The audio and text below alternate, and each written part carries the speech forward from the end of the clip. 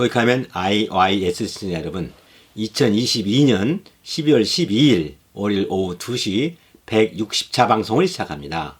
거기 가면 IYS는 나가자 세계로라는 깃발을 높이 들고 세계 시민의 기치 아래 진실과 정의를 바탕으로 세계 평화와 인류 공영 그리고 한반도 평화 통일을 지향합니다. 오늘은 116번째 나라로 이 푸른 파도가 넘실대는 필리핀으로 여러분과 함께 떠납니다.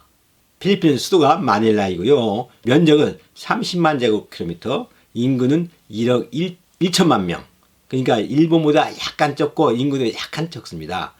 국민소득은 4,200불, 그러니까 일본의 10분의 1이죠. 언어는 영어와 필리핀어, 따갈로그로 하죠. 영어와 필리핀어를 사용하고요. 독립은 1946년 7월 4일에 미국으로부터 했습니다. 근데 이 나라는 독립기념일은 1898년 미국의 식민지가 된 날, 스페인의 식민지에서 미국의 식민지로 된 1998년 6월 12일을 자기들의 독립기념일로 사용하고 있습니다.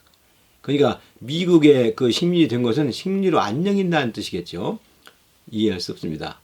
먼저 필리핀의 지도와 국기 그리고 국장을 한번 보시죠. 필리핀은 서태평양상의 필리핀 해와 남중국해 사이에 위치하며 7,107개의 크고 작은 아름다운 섬나라입니다. 스페인으로부터 1571년부터 1898년까지 327년 동안 327년, 미국으로부터 1898년에서 1942년, 또 1945년에서 2차 대전이 끝나고 1946년까지 45년간, 그리고 일본으로부터 2차 대전 중에 1945년부터 45년까지 3년 동안 그런 식민 지배를 받은, 그래서 아직도 스페인과 미국의 영향이 문화에도 많이 남아 있습니다. 그리고 국민의 대다수가 스페인어가 아니고 영어를 구사합니다. 중국과 스카브로숄과 또 스프라틀리 섬, 남사근도라고 하죠. 스프라틀리 섬을 사이를 두고 중국과 영권 분쟁 중에 있습니다. 6.25 때에는 7,420명의 군대를 우리나라에 파견한 우리의 맹방이죠. 한국 관광객이 2012년도부터 100만 명 이상을 넘었고, 요새는 그 코로나 때문에 줄었지만은 우리 한국국제협력단 코이카가 이사벨라주에 2,500만 불 규모의 댐 건설 등 여러 협력 사업을 펼치고 있는 우리 맹방국입니다. 국기의 백색 정삼각형은 평등과 동포애를 나타내고, 청색 띠는 평화, 붉은 띠는 애국심과 용맹을 상징하며, 국장은 국기와 같은 내용으로, 또 특이한 것은 독수리와 사자가 있는데요. 이 독수리와 사자는 자기들을 식민지배한, 독수리는 아시죠? 미국을 상징하는 새이고요. 사자는 스페인 제국을 의미합니다. 자기들을 통치한 나라들을 그걸 지금 국장에도 좀 사용하고 있습니다. 그럼 시로노라는 세계 여행에서 필리핀 시 한 편을 소개합니다. 섬과 푸른 파도의 나라 그대여. 푸른 파도 밀려온다. 세부 보라카이에, 민도로 민다나오 팔라완에, 그리고 카라얀 섬과 스카보로숄에도.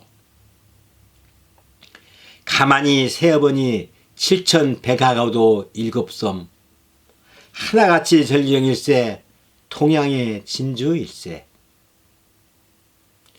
신들도 놀란다 팔라완 지하강 생태 보고, 바나 위에 다랭이 논 3,000년의 삶의 의지, 보우르 따르시에 쪼크레데틸 지켜왔네. 너의 생각 강요 말라 마젤라나, 라프라프 일갈 무섭다 동양의 기계로세. 스페인, 미국, 일본 물러가라. 우리 어버이 터전 아닌가. 호세 리잘 옥중에서 호령한다. 복되되다 2022년 10월 15일 민다나오 총성 40년 총성 완전 멈췄다. 무슬림, 기독인 우리는 다같이 필리핀어다. 이제는 손잡고 건설하자 우리의 터전. 신들이여 사람들이여 땅이여, 우리 조국 진리, 평등, 박애로 세계로 나아가세. 하늘의 저 태양 저 별들 페트랑스 낭 신랑낭에 영원히 비추인다.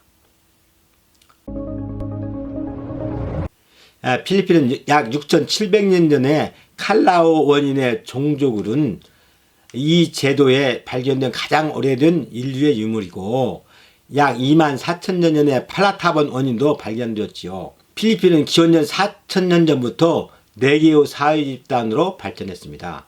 1521년에 포르투갈의 마젤란이 세계 일주 항해 도중 막탕 섬에 상륙하면서, 물론 거기서 추장한테 살해되겠죠. 막탕 섬에 상륙하면서 유럽 세계에 알려지게 되고, 이후 에스파니아와 필리핀 식민 통치가 327년 동안 되었죠. 그래서 필리핀을 동남아시아의 스페인은 유일한 로마 카톨릭 국가로 만들었습니다. 1898년 미국 스페인 전쟁에서 패한 스페인이 파리 강화조약에 따라 미국으로부터 2천만 달러를 받고 필리핀 괌의 지배권을 양도했습니다. 물론 저쪽 또 2천만 불을 또 받고 카리브해에 쿠바도 양도했죠. 필리핀 혁명과 미국 스페인 전쟁의 결과로 1898년에 필리핀 최초 공화국이 설립됐으나 미국이 불인정하자 독립전쟁이 미국과 필리핀 전쟁이 일어났습니다. 그러나 초대 대통령 아기날도 지활에 격렬하게 저항했으나 결국 압도적인 미국 군사력에 많은 희생자를 낳고 굴복하여 필리핀은 제1공화국은 바로 붕괴됐습니다. 몇 달 만에. 그래서 미국의 식민통치가 시작됐는데요. 다행히도 그때 공중보건 개선과 무료 보건소 혜택으로 평균 수명이 연장되었고 이로 인해 인구도 크게 증가하였습니다. 필리핀은 독립기념일을 자기들이 미국으로 독립한 46년 1947년 7월 4일이 아니고 1898년 미국이 스페인을 몰아내고 자기 나라 미국의 식민지로 삼았는데 그날을 독립기념일로 자기들은 지금 기념하고 있습니다. 필리핀은. 제2차 세계대전 중에 필리핀은 일본군에게 3년 동안 점령당했죠. 미국이 패퇴했습니다. 메가다 장군이. 그리고 호주로 도망갔습니다. 그리고 3년 만에 돌아왔죠. 일본은 1943년에 교류정부를 세웠습니다. 전쟁이 끝난 1946년에야 1년을 더 미국이 통치하고 46년에 필리핀의 완전 독립을 승인해서 필리핀은 공화제를 채택하고 마누엘 로하스를 초대 대통령으로 뽑았죠. 그 뒤 필리핀은 아시아권에서 빠른 경제 발전을 이룩하고 우리들의 선망이었죠. 저희 중고등학교 때까지만 해도. 그러나 국민들의 기대와는 다르게 정치적, 경제적 문제는 쉽사리 해결되지 않았고 필리핀은 미국에게 경제적 원조를 받는 대신에 공군과 해군기지를 제공했습니다. 1965년에 집권한 페르디난드 마르코스, 우리나라 박정희 대통령하고 비견되죠. 마르코스가 대통령이 되어 집권 초기에는 효율적인 세제 운영과 대유차관 유치 등으로 국가를 안정시키는 데 성공했으나 독재와 장기 집권, 본인과 일가의 부정부패로 인해서 1980년대 들어서면서 집권 25년차가 지나면서부터 국내외에서 거센 비난을 받았죠. 그래서 그의 정적, 우리나라 김대중 대통령과 비교되는 인물이었죠. 베그니노 아키노. 그 1983년 미국에서 망명을 마치고 필리핀 공항에 도착하자 바로 감살당했죠. 그래서 필리핀 인민들은 1986년에 아키노가 또 선거 부정으로 당선되게 됐으나 반정부 시위가 전국적으로 번지게 되고 결국 마르코스는 그에 하야했습니다. 그래서 아키노 상원의원의 부인, 우리나라 김대중 대통령 부인이죠. 그 상원의원 부인 코라손 아키노가 필리핀 최초로 민선에 의해서 여성 대통령이 당선되었습니다. 남편은 죽고. 그 다음에 여러분도 아시죠? 그 20년 후에 그 아들의 또 대통령이 되죠. 아키노가. 1992년에는 아키노 지명을 받은 피델 라모스 대통령인데 여자 아키노 대통령 때 국방장관이었죠. 또 한국전대 참전용사입니다. 라모스 대통령은 대통령이 되었고 1998년은 여러분들 기억나실지 모르겠는데 영화배우 출신의 조제프 에스트라다가 대통령이 되지만 부패로 인해서 국민들의 반감을 사고 국민들의 힘에 의해서 2001년에 중도 사임했죠. 그러고 나서 마스파카르 딸인 글로리아 마스파카르 아레오가 대통령이 되었죠. 그녀는 2004년에 재선에 성공했지만 그녀 또한 부패에 연루되어 결국은 대통령 중도에 사임했습니다. 그래서 2010년 아키노 상원의원의 부인, 아키노 상원의원의 아들, 또 코라선 아키노 대통령의 아들, 그 아들 노이노이 베그노 아키노가 대통령이 되었습니다. 그래서 어머니도 대통령, 아들도 대통령이죠. 다 아버지 후광을 입었죠. 그 뒤에 여러분들 지금 현 대통령이죠. 로드리고 두테르테 대통령이 2016년 필리핀 대선에서 승리했는데요. 지금 재선 될지 모르겠습니다. 필리핀의 제16대 대통령으로 취임했습니다. 초법적인 사례를 통해 법률을 입소한다고 공언하면서 그는 거침없는 막말 행각으로도 유명한인데요. 그래서 필리핀의 도널드 트럼프라고 불립니다. 저는 이 섬과 푸른파도 나라 필리핀으로 가서 제 코이카 마지막 일을 했는데요. 사실은 세월은 참 빠르지 않습니까? 제 경우에 정말 그렇습니다. 입사한 지가 어제처럼 기억이 생생한데 저보고 정년이랍니다. 회사를 그만 나오라는 거죠. 왜냐하면 나이가 너무 많다고. 협력단이 태동지기 전인 그 전신에서부터 근무한 지 벌써 만 35년이 훨씬 지났죠. 하긴 제 아들 규영이가 저희 직장 코이카 협력단에 정식 직원으로 채용되어서 근무한 지가 꽤 되니 아버지인 제가 그만둘 때도 되긴 된 모양입니다. 부자가 아버지 아들이 협력단 직원이 된 것은 제가 처음이었죠. 그래도 10년, 20년은 더 잘할 수 있을 것 같은데 제가 볼 때 건강하기도 하고 그러나 어쩔 것인가요? 정년이 너무 빨라 제 후배부터는 2년이 늘어났지만은 제 때는 58세였습니다. 악법도 법이라니. 그러나 그렇게 정든 코이카를 2011년 12월 31일 일단 정년 퇴직했습니다. 사실 정년 퇴직이라는 것은 오래전부터 예정된 것이니 저는 한 3개월 쉬고 2012년 4월 1일부터 할 일을 제 나름대로 계획하고 있었습니다. 제가 방송 이라크 편에서 밝혔듯이 제가 정년 퇴직하면 이라크 커디스탄 정부에 가서 그 대통령과 국무총리의 경제 고민을 하기로 당시 니체르반 국무총리와 2007년 4월에 제가 약속했었는데요. 그 니체르반 국무총리가 당시에는 국무총리, 지금은 대통령입니다. 그러나 저는 그 계획을 무기한 연기하기로 IT에 있었던 2011년 9월 15일에 제가 결심했습니다. 일방적으로. 왜냐하면 석유공사가 지난 3년간 그러니까 2008년부터 2011년까지 이라크 아르빌 지역에 5곳에 시추한 원유 탐사가 전혀 정저성이 없는 것으로 결론이 났다는 서울발 신문 기사를 제가 그날 IT에서 인터넷으로 봤기 때문입니다. 석유공사의 손해만도, 그러니까 우리나라요, 손해만도 5억 달러가 된다고 했습니다. MB 정권의 최초의 자원외교의 성과라고 얼마나 국민에게 홍보했던가요? 저는 경악했고 쓰러질 것 같은 현기증을 느꼈습니다. IT에서 2011년 9월 15일에 분명히 당시 니체르반 국무총리와 천연부 장관은 저에게 코이카와 자이튼 부대 활동으로 굳어진 양국 우호 관계를 고려해서 한국에 제일 먼저 그것도 매장 가능성이 가장 높은 5곳의 시추고를 줬다고 했는데 한 방울도 안 나온다니. 하기야 원유 시추는 10곳을 뚫어 한 곳만 나와도 성공이라지만은 저에게는 메가톤급 충격이었습니다. 저는 의구심이 들었습니다. 우연히 원유가 안 나오는 것인지 아니하면 KRG 정부가 의도적으로 가능성이 낮은 곳을 주었는지 저는 판단할 수가 없었습니다. 저는 그래서 그 판단이 좋은 쪽으로 확인되기 전까지는 이라크 아르빌 정부 경제고문으로 봉사하는 것을 유보하기로 했습니다. 그러면 정년 퇴직 후에 제가 뭘 할까 좀 고민했습니다. 코이카 예산 규모가 늘어감에 따라 단위 사업 규모도 커져서 전에는 100만 불, 300만 불 하면 큰 금액인데 2천만 불, 2,500만 불 사업 규모가 생겼어요. 그래서 대규모 사업을 효율적으로 수행하기 위하여 협력단 직원 파견이 필요하나 그 오지 지역은 적용 규제를 우리가 타이틀을 받기 때문에 협력단은 궁여지척으로 경험이 풍부한 코이카 직원을 전문가로 파견하고 있었습니다. 왜냐하면 사업지가 수도가 아닌 열악한 오지일 경우에는 젊은 협력단 정규 직원들은 파견되기를 기피했기 때문이죠. 그때 UN 참전국인 필리핀의 협력단으로서 최대 규모인 2,500만 규모의 관계담과 수로를 건설하는 사업이 선정되었습니다. 그 사업은 MB 대통령이 그 아키노 대통령과 면담에서 6.25 때 우리를 도와준 것을 고맙다는 대가로 그 아키노 대통령 요청하자 승낙한 것이죠.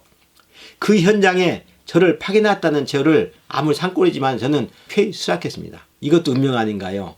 이렇게 해서 5년 전부터 계획된 저의 2022년 4월 1일 이라크행 항공기가 비유하자면 갑자기 아르빌 지역 원유 개발 헛방이라는 그 유탄을 맞고 필리핀으로 급선회하여 아키노 공항에 저를 싣고 불시착했습니다. 다행히 사상자는 없었고 필리핀 근무가 저희 근무가 그렇게 시작됐습니다. 저 8번째 해외 근무입니다. 신분이 이제 코이카 정식 직원이 아니고 계약직으로 코이카 1급 전문가였죠. 직책은 필리핀 관계댐 사업단장이었습니다. 필리핀은 6.25 때 우리나라에 7,420명의 지상군을 파견해 도와준 맹방입니다.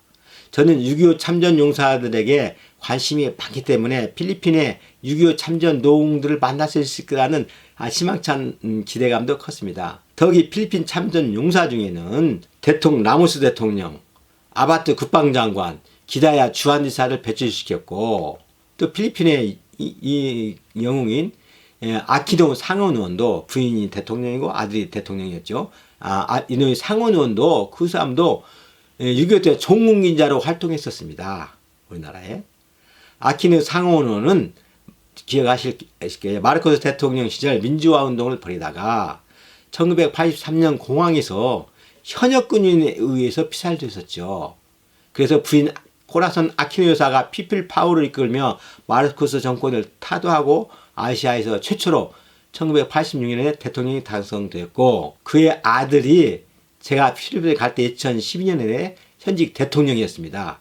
그 대통령은 미혼이었고 한국계 여성과 교제로 언론이 뜨거워지고 있었죠. 결국 그는 한국계 여성과 결혼 않고 미혼으로 남았다가 대통령을 그만두고 작년 2021년에 61세로 죽었습니다. 필리핀 국제공항 나이아는 아키노 이름을 기려서 아키노 공항입니다. 저의 신분은 이전 에콰도르에서 시작하여 이탈리아, 카나다, 피지, 우즈베키스탄, 이라크, 에티오피아, IT에서 근무하던 시절과는 다르게 협력단 소장이 아니고 협력단과 2년 근무 계약을 한 전문가였습니다. 여권도 의료관 여권을 반납하고 일반 여권을 발급받았죠. 그러나 무슨 상관이겠습니까? 똑같이 협력단 일을 하고 정부로부터 급여를 받으니 무슨 상관입니까? 정부와 똑같은 자세로 일해야지. 아니 마지막 직책이니 더 열심히 사명감을 갖고 일해야지. 한국과 한국의 우정과 사랑을 전해야지 하고 저는 다짐했습니다. 2012년 4월 1일 밤 11시 30분 아키노 공항에 도착하니 입국 속대에 길게 늘어선 승객이 다 한국 사람이었습니다. 거기야 한국에서 출발했으니까 그렇겠죠. 필리핀을 찾는 최대 외국인이 한국인입니다. 대부분 관광객이죠. 국력에 비해 관광으로 외화출이 심각하다는 우리 언론의 지적도 했지만은 어느 누가 돈을 헛되이 쓰려고 필리핀 관광에 나서겠습니까? 다 그만한 사유와 여유가 있기 때문이지 않겠습니까? 저는 마닐라 공항에서 그 많은 한국 관광객들을 보고 한국의 그 위대함을 실감했습니다. 입국장에 나서니 밤 11시가 넘었는데도 황재상 부소장이 반갑게 손을 흔들고 있었습니다. 퇴직한 선배를 위해서 휴일 자정까지 수고해주는 후배가 고마웠습니다. 다음날 필리핀 사무소에서 협력단 사무소에서 김진호 소장과 반가운 제의를 하기가 무섭게 파사댐 건축 대체 회의를 설계사인 도화와 주식회사 도화와 시공사인 한라개발, PMC인 농업공사와 연속회의를 연이틀 가졌습니다. 그리고 그 다음날 시간을 좀 내서 마닐라 역사를 알 수 있는 인트라무스를 갔습니다. 여러분들 필리핀 가신 분은 다 아실 거예요. 인트라무스 요새죠. 필리핀은 30만 평킬로미터 한반도 남북한의 1.3배로 7,107개의 섬으로 이루어진 푸른 파도를 가진 관광 대국이지요. 그러나 이 나라도 중국과 영토 분쟁적으로 제가 도착한 때도 모레토프 스카브로쇼, 중국명은 황함도죠. 황함도. 그를 두고 필리핀 함정과 중국 함정이 2주일째 대치 중이었습니다. 신문에 그냥 항상 머리기사였습니다.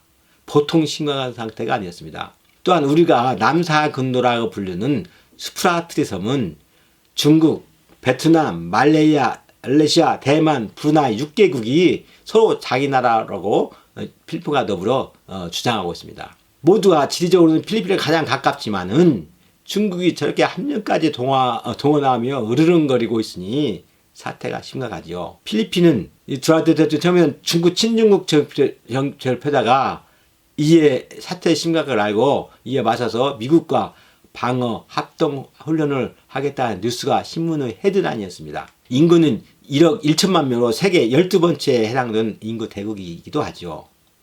스페인 통치를 320년 받아 83%가 카톨릭이어서 낙태가 없기 때문이랍니다. 1인당 국민소득은 약 지금 한 3, 4천 불입니다. 그래서 그런지 제가 거주하던 국민소득 1000불 정도의 이라크, 에티오피아, 하이티와 비교가 안 될 정도로 옷차림과 시내가 깨끗했습니다. 인트라무로스는 초기 스페인들이 1570년에 건설한 요새였습니다. 마젤란이 필리핀 세부 섬에 도착해서 그 추장에 의해서 싸웠죠. 전사했죠. 그러니까 1521년 착륙한 이후에 1898년까지 스페인 지배를 받은 것입니다. 그래서 미국과 1898년에 전쟁에서 패한 스페인은 2천만 불을 받고 미국의 필리핀 관할권을 인계했죠. 필리핀을 식민 지배하던 미국은 일본군에 밀려서 메가다 장군이 사령관이었는데 1942년에 필리핀에서 퇴각하고 호주로 쫓겨갔죠. 그리고 1945년에 다시 탈환하고 통치하다가 1년을 더 통치하다가 1976년 7월 4일에 필리핀을 독립시켰습니다. 필리핀에서도 메가다 장군은 우리나라에서처럼 유명합니다. 아니 더 유명합니다. 왜냐하면 메가다 장군의 아버지가 초대 1898년에 총독이었습니다. 1942년 미군이 패퇴할 때 사령관이던 메가다 장군이 도망가면서 함정에서 필리핀 국민들한테 연설했는데 그때 우리는 돌아올 것입니다. We will return 이라고 했는데 3년 후에 약속을 지켰기 때문에 약속을 잘 지키는 사람이라고 아주 유명합니다. 그러나 정말 명장이라면 철수를 안 하고 일본을 처음부터 패퇴시켰어야지 저는 그런 생각을 했습니다. 재미있는 것은 필리핀의 독립일이 아까도 말씀드렸지만 미국으로부터 독립한 1946년 7월 4일이 아니고 미국이 스페인을 물리치고 미국의 식민지가 된 1898년 6월 12일입니다. 필리핀 사람들은 미국의 통치를 식민 통치로 받아들이지 않고 스페인군과 일본군을 물리쳐준 해방군으로 보고 있다는 사실입니다. 아무리 미국의 통치가 일본의 통치보다 유화적이다곤 하나 저로서는 이해하기 힘들었습니다. 필리핀은 지금도 대표적인 친미국가이죠. 또 친한국가이기도 합니다. 현재 두테르테 대통령이 취임한 이후에 반미 친중으로 돌아섰지만 중국과 영토 분쟁이 일어나자 다시 친미국가로 선회했죠. 필리핀 파라완 섬의 지하강은 우리의 제주도와 함께 세계 7대 경관에 선정되었으며 신비롭고 아름다움은 물론 생태의 보고입니다. 여러분도 다 가보셨을 거예요. 마닐라 근교의 따가따이의 이중 화산인 딸호수와 루손섬 북부 중앙에 자리한 바나웨이 그 다랭이논은 3000년의 역사를 자랑하며 페루의 마추픽추와 비교됩니다. 보울섬에 있는 세상에서 가장 작은 주먹을 합니다. 담배값 크기의 원숭이 따르시에죠.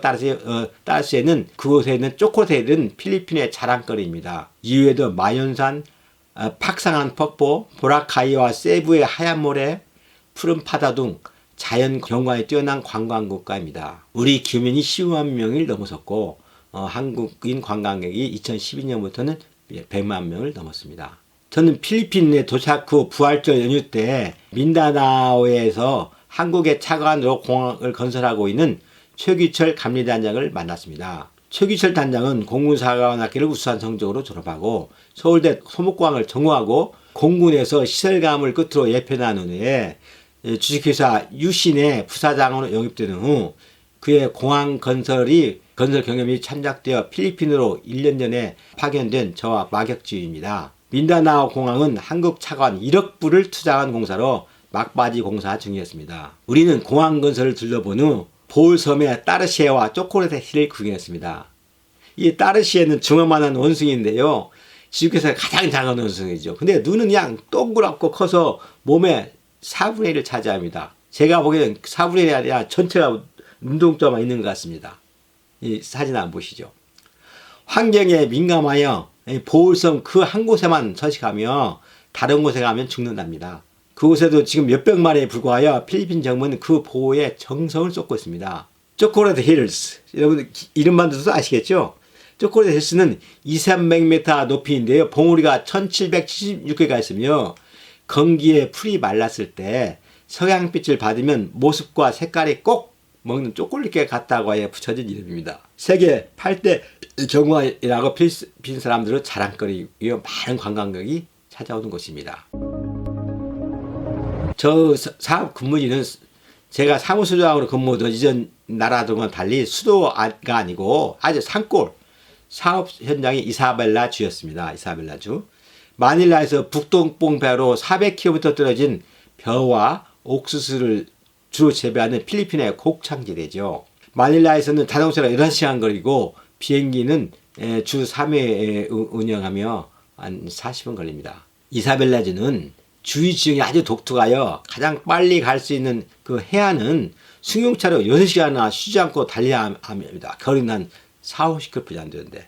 왜냐하면 높은 산맥이 U장으로 둘러싸인 밑에 이사벨라주가 위치해 있기 때문에 오른쪽 산맥만 넘으면 태평양이지만은 길이 전혀 없기 때문에 비행기로만 가야 합니다. 돌아가면 6시간 걸리고. 그래서 저는 이사벨라주를 필리핀의 몽고라고 불렀습니다. 주도는 일라간이고 제1도서는 까우아얀이죠. 협력단은 필리핀 농업부, 관계청, 이사벨라 주정부와 협조하여 그 빠사 그 산골 마을에 관계댐과 수로를 건설해 주기로 했습니다. 관계청 주사무소는 까우아얀에 있어 저 사무실에 그곳에 준비되어 있었습니다. 이사벨라 주의 주 명칭은 1858년 이사벨라 주가 생길 때 그때 스페인 여왕이 식민지된 스페인 여왕이 이사벨라의 여왕이었습니다. 아무튼 아름다운 이름입니다. 이사벨라. 필리핀이라는 국명도 아주 재밌습니다.